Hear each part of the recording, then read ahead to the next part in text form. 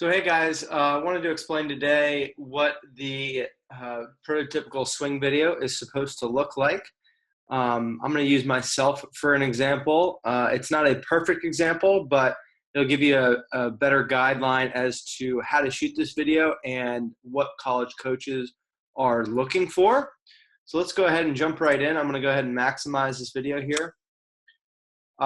So as you can see, we're going to start off with something along the lines. I think this is a gap wedge I have in my hands. Gap wedge, pitching wedge, 9-iron, anything along the lines of those would be just fine. So as you can see, what we just rolled there was a fast motion video of the gap wedge and then a slow motion video. And now we're rolling a slow-mo of a 7-iron. And then we're going to go into the regular speed fast motion video of a 7-iron here after this. So I'm going to go ahead and pause it before we get there.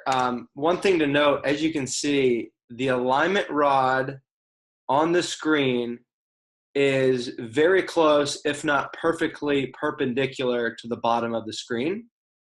So you can see that it makes a pretty good 90-degree angle. Sometimes I see that rod pointing all over the place. So what that's going to take is, one, make sure you're in landscape mode. So holding the phone long ways, not straight up and down. That helps when you're converting things into iMovie or YouTube. You get much more of a viewing space, so make sure you're doing that. Also make sure you're far enough back from the player, and make sure that you're behind the foot line or down that alignment rod, not behind the ball or behind the hands. A lot of times I see them behind the ball or behind the hands or even outside the ball, and it's just a totally off angle and something that really isn't going to be of much use to coaches and anybody viewing your video. So make sure you get the camera set up in the right place. If you are testing it out, test it out with driver, because that's the longest club that we'll be hitting, longest club in the bag.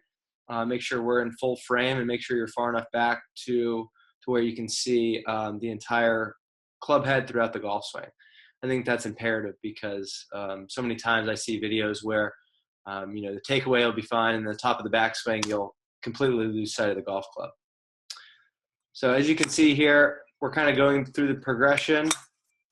Fast motion video there, and then a slow-mo of the driver swing. Okay. All right, and then let's transition to fast motion. I'm sorry, face on. So same thing. I would go ahead, my recommendation, encouragement would be to film the down the line version of the video, and then go ahead and finish up with the face on version. All right. So I hope this helps, guys. Please email me at mike.smith@ForeCollegeGolf.com if you have any questions, and best of luck on the recruiting trail.